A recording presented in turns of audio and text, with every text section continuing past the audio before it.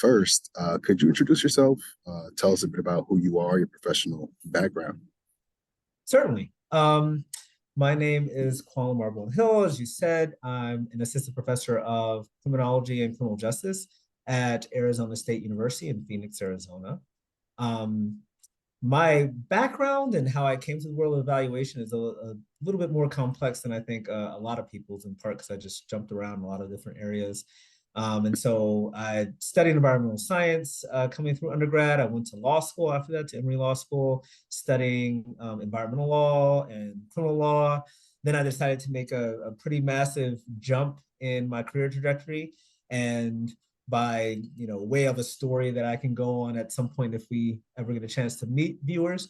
But I ended up becoming a firefighter, then moving on to becoming a police officer, both in South Carolina, and then decided to pursue a PhD in criminal justice. I ended up moving to New York, got my criminal justice PhD at John Jay College of Criminal Justice over in New York. And while I was pursuing that, I ended up working a lot in the world of policy evaluation. I began as a graduate research assistant working for the Research and Evaluation Center at John Jay. And there we were doing a pretty big evaluation of the cure violence model for gun violence intervention that was being implemented in New York as maybe the biggest implementation, in fact, the biggest implementation of cure violence in any jurisdiction, I think, anywhere in the world. And I was working with the Research and Evaluation Center, the REC, to complete an evaluation of the effectiveness of that program. From there, I actually ended up assisting in some of their efforts at getting an award to do an evaluation of the other major New York violence prevention program called MAP, the Mayor's Action Plan for Neighborhood Safety.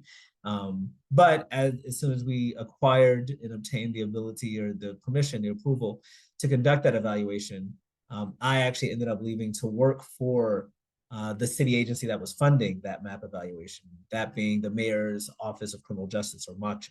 So I moved from the RAC to MOCJ, and there I oversaw quite a few evaluations. So I wasn't really conducting them myself, but I was really into the weeds of ensuring that those evaluations, as planned by the researchers that we contracted with, were meeting the standards and needs of policymakers making decisions about whether to continue programmatic funding. And then I eventually left MOCJ to work as Director of Research and Data Analytics for the Kings County District Attorney's Office. This is the Brooklyn Prosecutor's Office.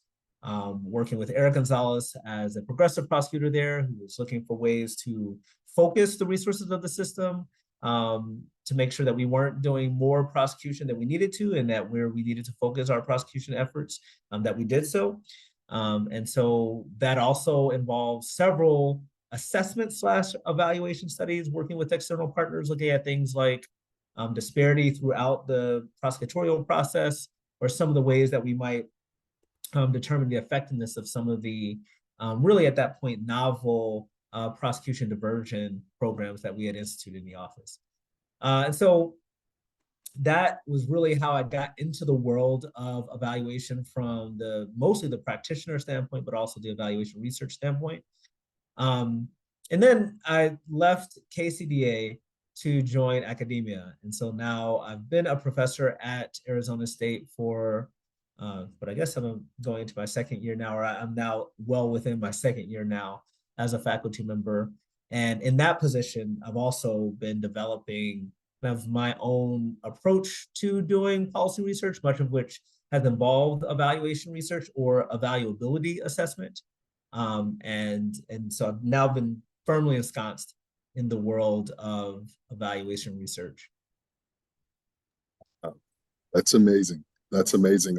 One point that you mentioned there, just for our class, our viewers, in terms of an evaluability assessment, could you just kind of quickly just articulate what that means for the class here? Sure. This is just a really kind of rigorous and detailed analysis of the ability for a researcher to evaluate a program. This is looking at the data that the program is collecting, looking at its level of operation. That is, like, programs typically have a certain number of staff members that they're supposed to have, or a certain budget that they expected, right? And so looking at whether that's in place such that the program has even had an opportunity to operate in the way that it proposed it would, Mm, and an understanding then of whether data is being collected, not just on the activities of the program, but also on its intended outcomes and on the mechanisms of change of an outcome, right? So there's a program that's operating, it expects some sort of outcome, but it expects that because there's something happening, something that connects its activities to outcomes. And we need to right. also know whether we can measure that as well. And so an evaluability assessment is just measuring whether you have those elements in place so that when you conduct an actual impact evaluation or a process evaluation, that you're conducting it on a program that's ready to be tested. It's almost like if you think of yourself as a student, testing you at the beginning of a semester on the material that you really can't fairly be expected to know until the end of the semester would be unfair and would not be reflective of your ability to grasp information, right? It would be reflective of your inability to have had the chance to grasp that information, but it wouldn't tell me your capacity to. For that, I need to wait until you're at the end of the semester. And so the evaluability assessment is just like determining, hey, is this program yet at the end of their semester where they're ready to be tested? Or are they still kind of at the beginning stages of the class where it's not really fair to test them yet? They need some time to learn the material. Right. Thank you. Thank you for that, Kwan. So I'll jump into a question I have here. I have a cheat sheet on my screen with a question I have for you here, and then we'll take probably a 1 minute break and then get back Okay. into the final two questions. In your experience, uh, all of these different positions across sectors that you've had evaluation-based capacities, could you describe one of the better process and or impact evaluations that you've been involved with, speaking to some of the strengths and weaknesses to those evaluations? Yeah, I mean, I think so. The evaluation that I've been most involved in over the entire course of my career as the evaluation researcher and not as the person just supervising and funding the evaluation researcher um, has been the evaluation of cure violence that was done by the Research and Evaluation Center. Um, I think that that evaluation had much to commend itself. Um, First, uh, Cure Violence, just explaining very quickly the program, is a model of gun violence intervention that's now been implemented across the country and even in some international settings, so settings outside of the United States.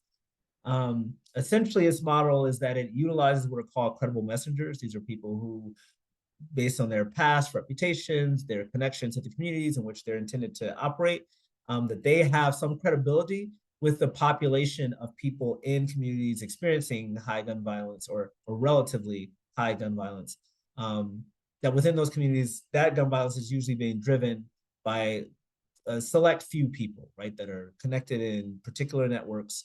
And in order to have access to those people or those networks to get them to listen to you, you have to have some credibility with, meaning that you have some sort of connection that they believe that you can understand them, you should be trusted.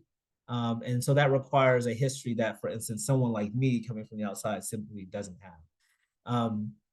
Using these credible messengers, they end up giving messaging to the potential folks involved in the conflicts that usually result in gun violence. That those credible messengers have messages and ways of persuading them and talking to them that help change their mindset and how they think about conflict resolution, so that violence does not become one of the action alternatives to resolve an issue.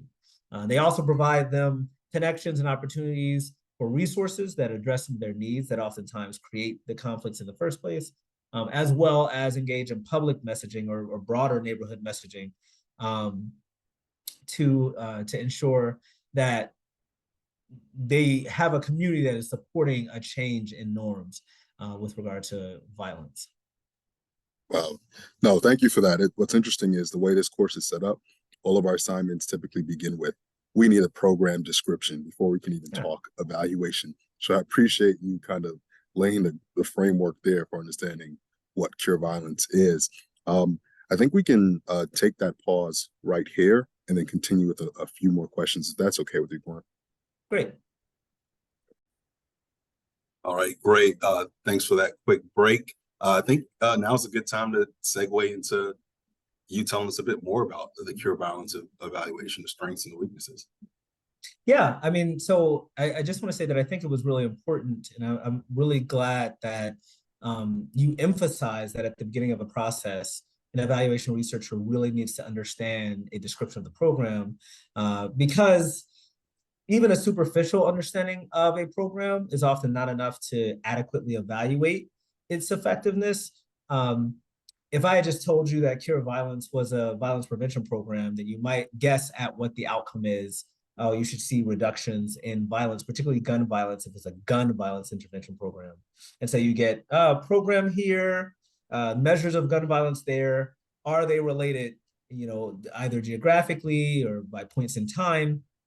And that's one way to do an evaluation that produces these kind of what are called black box evaluation designs, where you know that an outcome changed, and even if you're able to rule out other things that impacted its change, you only know it changed because the program was there or not, or it seems to be correlated with the program being there or not, but you're not really sure why.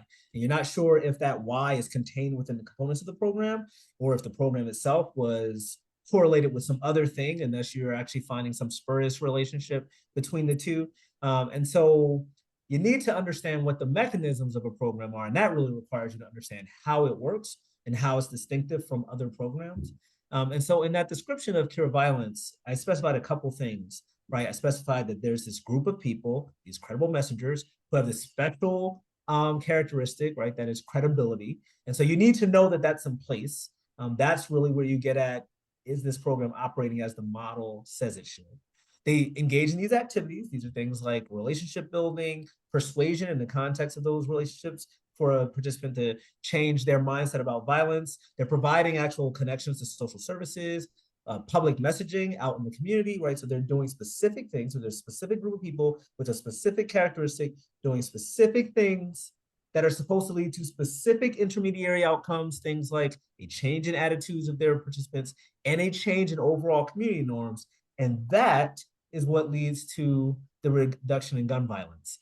An evaluation of that program, you're either just evaluating the presence of this program in gun violence, which is not really an evaluation of the model itself, but it is an evaluation, I suppose, of whether if you have that program, you can expect something good to happen for some reason, right? But if you want to be able to say something more than that, hey, something good here happened when we put this program in for some reason that I don't know, right? If you want to say something more specific than that, you have to specify how the program operates, and specify those mechanisms and be able to outline that, like, you saw positive outcomes if you did, because we were able to measure that the program went through the process exactly as it intended. It said it was going to bring these credible people there. It said it was going to do these activities. It said those activities were going to make these changes in their participants. And it said that those changes would lead to a reduction in gun violence. And you saw all of that. That is a true evaluation of a Cure Violence model. And something like that is a true evaluation of virtually any program model. So you have to understand those mechanisms. In this case, I think that the Cure Violence evaluation was a particularly good experience for me, because it was one of the few evaluations of the Cure Violence model that actually attempted to begin getting at some of those mechanisms of change, right? So the Research and Evaluation Center, when we were doing that evaluation, did not only measure outcomes in gun violence reduction, and in fact, they did a really good job about using multiple measures of gun violence, right? So for instance, we used both police reports and also hospital reports, because we knew that there should be certainly overlap between those two, that there might be some things that involve the shooting, for instance, that didn't get at the police. There could be some shootings that happened that the police were aware of, but the person never went to the hospital, right? So using multiple measures of an outcome becomes really important. I thought that was a good marker of the evaluation. But we also tried to measure attitudes of members of the intended service population within the jurisdictions in which the program operated. Because again, Cure Violence doesn't just say that it will reduce violence by some unknown means. It specifies that reduction of violence happens because of changes in the attitudes of the served population, right, the participating population. And so we were able to do interviews and surveys that actually was able to begin to document some of that. And I thought that was a really strong portion of our evaluation. It was one of my first exposures to really talking about evaluation as a of multi-phase thing that requires connections of data across phases. Some of the weaknesses with that, though, were that we measured those mechanisms, but we weren't actually able to come up with a feasible way of directly connecting in a data way. Those surveys, for instance, with actual outcomes on the ground, right? And so we essentially were able to measure within this geography, given the sample that we had, seems like attitudes have changed. And then separately, within that geography, there are drops or increases in gun violence, right? And so where there are drops in gun violence and we're able to measure that the attitudes are more positive relative to other geographies, you can make an assumption then that those things are linked. But for instance, we're not able to show we have this data point on this participant. And so we know that they participated in the program. We know that they got these services. Then we know that we did some assessment of their specific attitudes. We know that we were able to identify change. Then we actually looked at them within the administrative data sets. We know that they did not report to the hospital and get shot. We also know that they did not get caught up by the police or were not implicated in a shooting by the police as either a victim or a perpetrator. And we can compare that to other people that we're able to put through that same kind of like chain. So we don't have program information on maybe a comparative person because they didn't participate in the program, but we do know that they share these characteristics with our participants. We're able to, even if possible, measure whether attitude change is spilling over to them as well. And we're able to connect them into administrative data. And by that way, we're able to make comparisons of like what exactly is happening mechanistically within the place where the program is working to bring about the outcomes that we see. So a major strength, again, of the cure violence evaluation is that it came closer at really specifying that chain than any other evaluations of cure violence before it. But the weaknesses are essentially that we weren't able to establish those chains like rigorously throughout the entire evaluation and with all the participants that we want. I should say, virtually no evaluations that I'm aware of in the criminal justice space actually do that. But that would obviously be ideal. And so anything you can do to come closest to being able to completely and rigorously test every single chain in the logic of a program, like that's what you're aiming for. And that cure violence evaluation both came closest to it and also fell short of it. Wow. Wow. Yeah, that level of intentionality and detail is important. To zoom out a bit for the class, it sounds like we were working with a pre-post test type of design with at the neighborhood level, with there being a control group that had the treatment, a control group that did not have the treatment, and a group that had the treatment is what we're working with. In terms of your comment on there being the need for ideally more rigor in the design of the study, what would you say would be that missing component or a potential component that would have made an evaluation like that, most ideal? We know our evaluation work, there are always going to be imperfections, but what could have been one last piece in there? Yeah, I mean, I think one of the things that that I mentioned was like being able to connect single individual unique identifiers across data sets and across the logic of the program itself, right?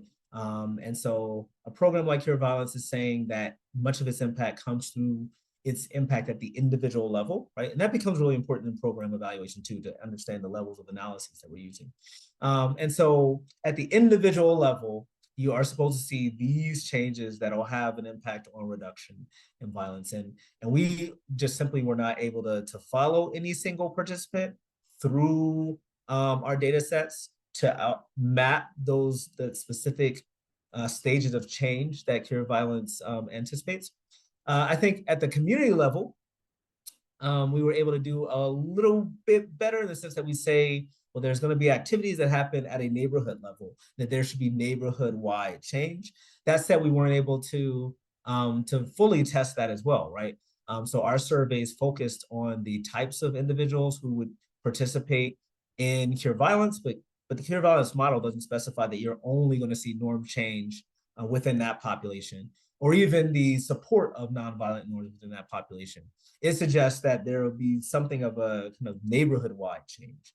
It's unclear whether that's even necessary, right? Like certainly we have good reason to believe criminologically, for instance, that to the degree that you think that there may be a subculture of violence, right? That there's some group of people who have a set of norms that makes it okay for them in their mind to engage in violence. Even where that happens within a neighborhood more than other neighborhoods, we know from much of our theoretical studies that usually that's really confined to like a small group of people. So even in high violence neighborhoods, most people there don't endorse norms of violence, which would mean that in that case, you actually don't need norm change, right? Like you really just need the norms they already have to be supported in the environments around them, or for norm change to happen in a very small group of people.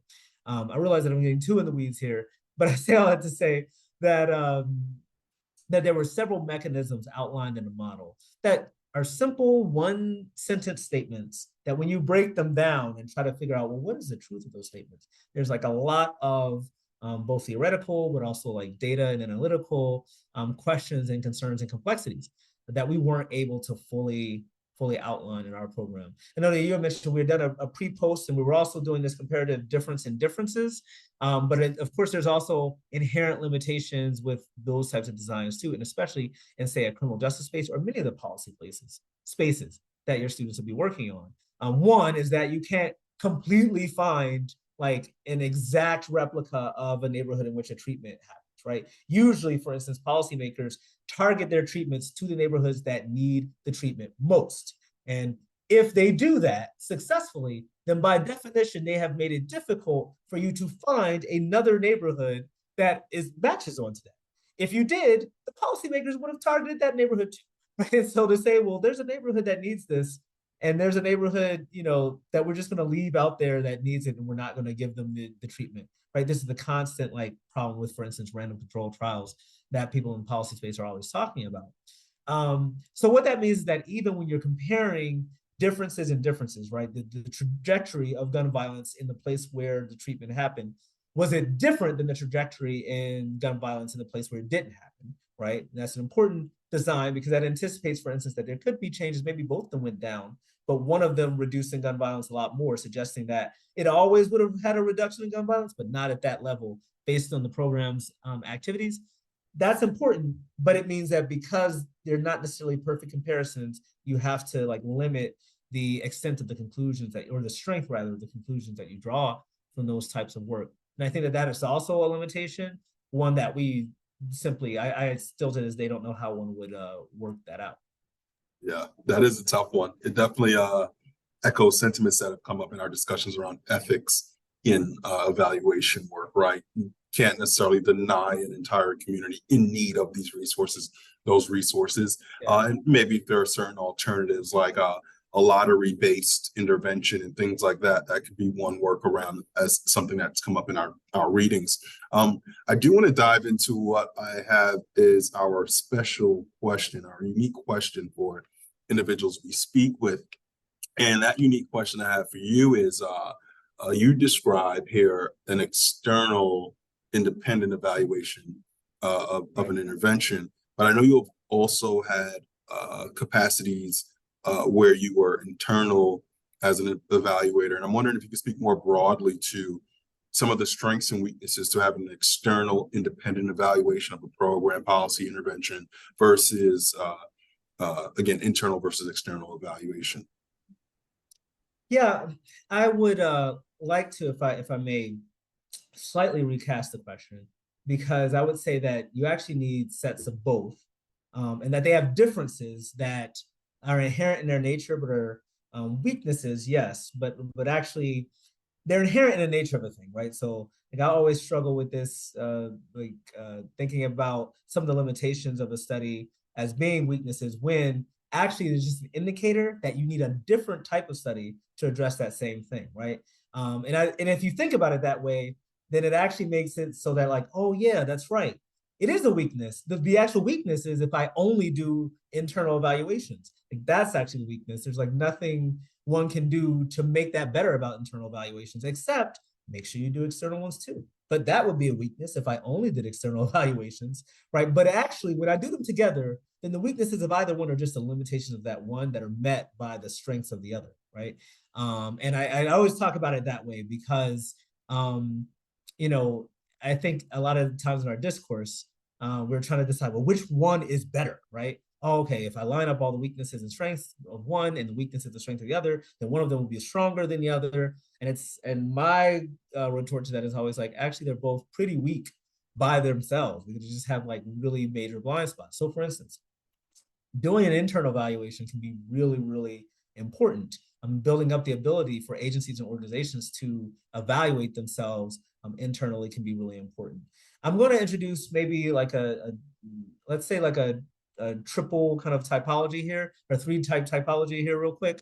And this is something I'm just kind of like saying, I don't know that everybody agrees with this language, but I would actually differentiate between what I would consider an evaluation versus, let's say, an assessment, right? Like some sort of analytical assessment of like where the program is, how successful it's been, and some sort of like performance measurement, which I would say is even something slightly different, though it's a form of assessment. The difference that I'm seeing there is like when people say the word evaluation, what they imagine is some sort of study that is like some determinative judgment about the effectiveness of the program. I think something like that is most appropriate for an external evaluator, right? And I think that there's very few strengths, I guess, that I can identify doing that internally that get over the weakness, say for instance, or the limitation that that the internal person is necessarily just going to be biased, right? And there's all sorts of the bias that's going to creep into such an assessment, including like the fact that they're highly invested in the program, likely the fact that their jobs have like all sorts of ties to it, the fact that they're completely embedded in relationship networks that will probably influence how they see those evaluations, right? And so all that kind of comes in. However, to do some sort of internal, what I would call more something of an assessment, right? This is like some rigorous look at what your program is doing because you just want to see how good we're doing or not. We don't necessarily in that case as an internal assessor want to say that we are going to be the final word on our program. We know we can't do that, right? That there's all sorts of things that may impinge on our ability to make a final determinative decision as to our success. But in thinking through rigorously, like what if we were going to, and like how could we do that test internally, you will do two things. One, you'll begin to identify all the areas in your program that are like extra or outside the model or detract from the model. Like it allows a program itself to actually attempt as best as possible to bring itself to fidelity of a model. I think that's a much better use of resources, research resources, than to have some external evaluator have to come in and point those things out. Because the program is probably best really to engage in the most critical process analysis in terms of determining the fidelity of its operations to a model. Also, in doing so, you have to measure a lot of things, and then you begin to think through, well, what are the things that we can measure that are feasible to measure, that we can do as an organization, so that when an external evaluator comes, like we reduce the data burden for that external evaluator by already having really like good data on lots of things that are at least happening internal within the program and the outcomes with our participants, right? And so most of what an external evaluator would then have to do would be to spend a lot more of their resources figuring out how to contextualize our activities and what we're doing as a program. I think that that's a really important thing for internal folks to do, and I think that they can do it much better than an external evaluator. And so that becomes really important.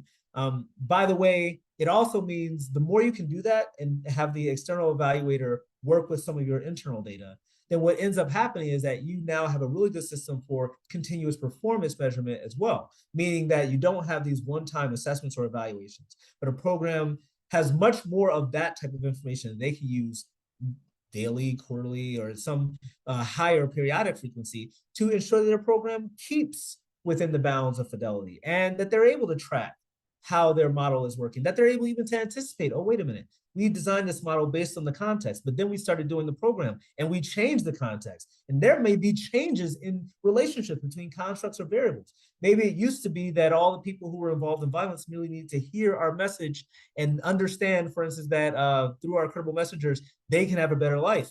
Maybe by doing that, we've now reduced the population of those who are involved in gun violence so much that at this point it's only left with people who are like hardened to that message. It means you need something of a different model for them because we've already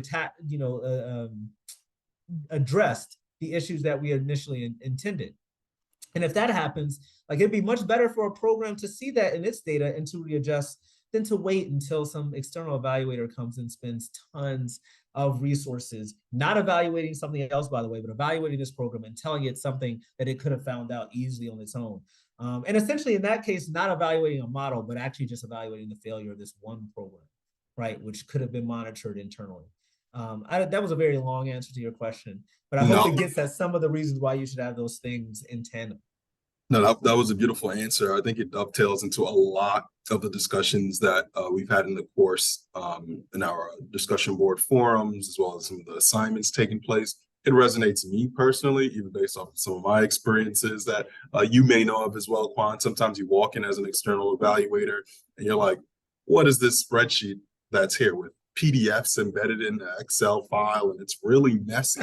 So before I can even really try to start working with the data, it becomes pretty difficult because the organization or agency just doesn't have the infrastructure set up so that that data is readily available for someone to come in and work with, which sometimes can be concerning because it also begs the question, how does an agency and organization track or work with their own information if it looks like this at some points? And I don't say that in a condescending way or in a way to berate programs and agencies, because I've been on that end and I have a close affinity to that and respect for it, and so do you. But I say that in the sense of sometimes our infrastructures are pretty shoddy in those areas. I also like the point you brought up in terms of being clear on what the definition is. Like, what is the program? What is the intervention? To what extent are we implementing it in the way it's designed, right? That's where logic models and theory of changes come forth, something that we spoke about in this class as well. So you've been hitting a lot of areas that I think we've discussed or read in this class. So I do appreciate that thoughtful response. Yeah, I've learned a lot from y'all's professor, I guess. So I do have one more question here for you. And it's simply, is there anything that you'd like to add or make note of in our remaining time for today's conversation? Well, I'll practice at being as succinct as I can, but there were three things that I noted in anticipation of this interview that I wanted to mention. One is that I think for evaluation researchers, it really truly is important for us to be clear on the degree to which we evaluate a program versus, say, a model or a program type or category. I think oftentimes that distinction is not really made clear. Program evaluators evaluate an implementation of a model in some place, right, which is a program, and can note the limitations of that program and whether it was successful or not.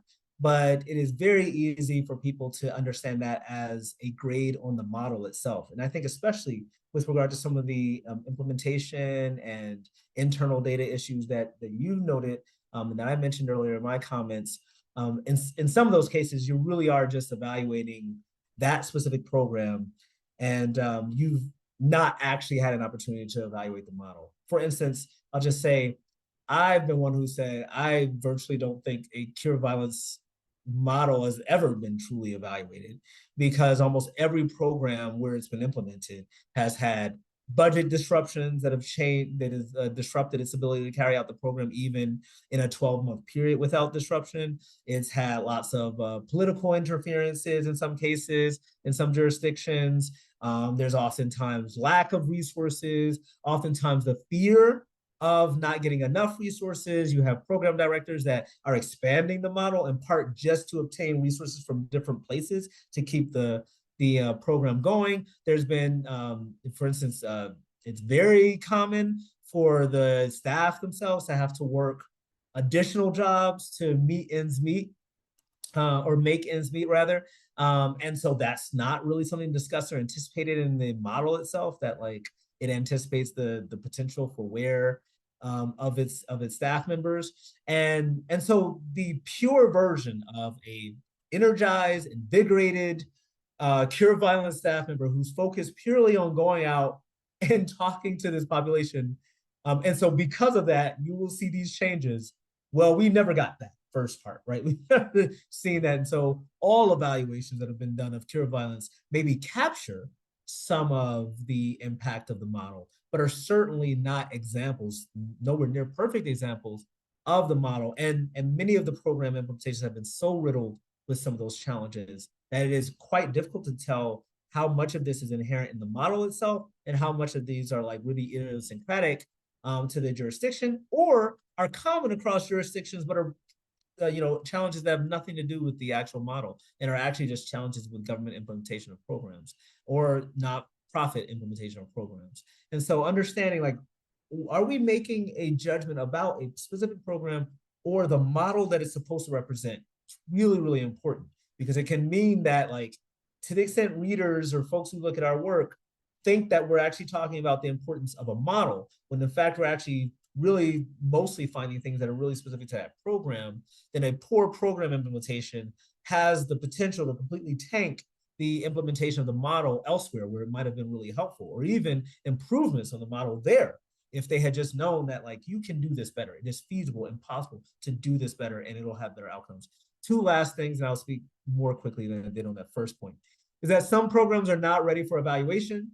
And so I think that that's also really important. I have myself been in the situation that you noted earlier, Professor St. John, where programs are simply just not at the level where you can fairly evaluate them. You merely do not have the data that tells me about the activity that you've been doing at the degree that I need to make really rigorous statements about evidentiary, like findings or fact, right?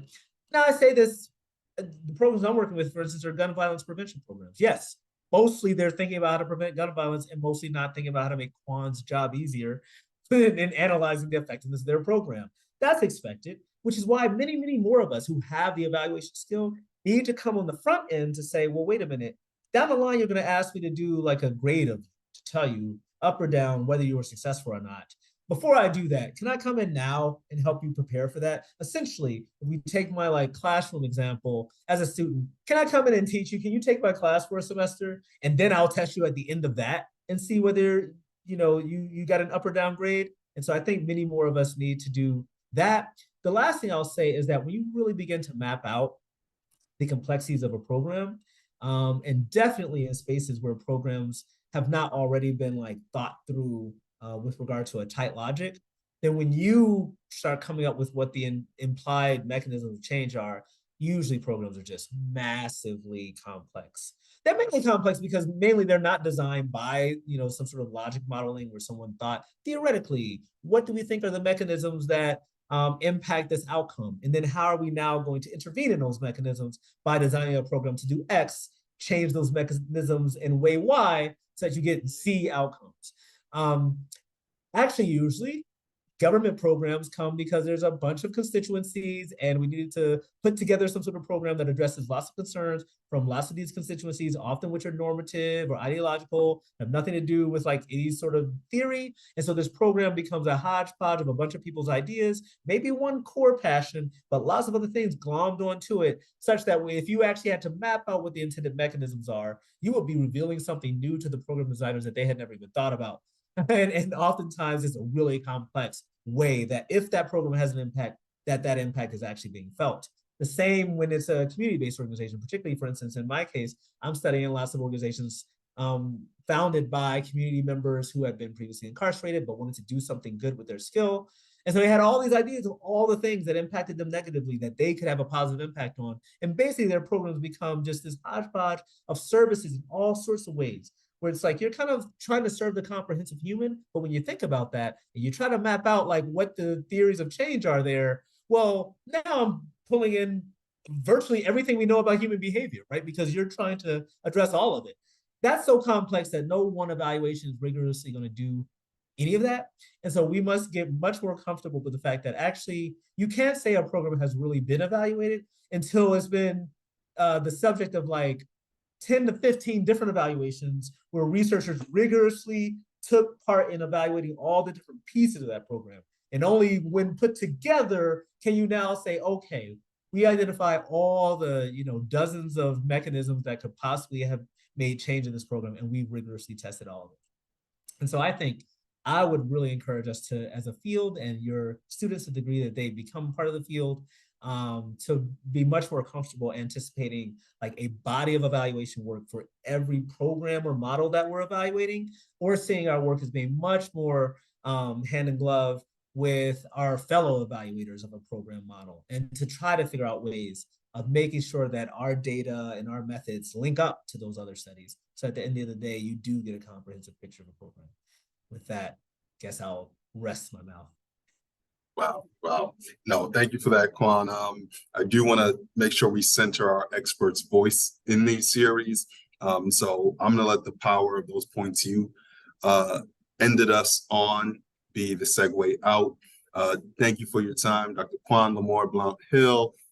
If our students want to get in contact with you, or folks who have access to this video want to get in contact with you, I'm sure they can find your information on Arizona State University's website, the School of Criminal Justice. Thank you, Kwan. Thank you all for the invitation and for inviting me to this very sacred learning space.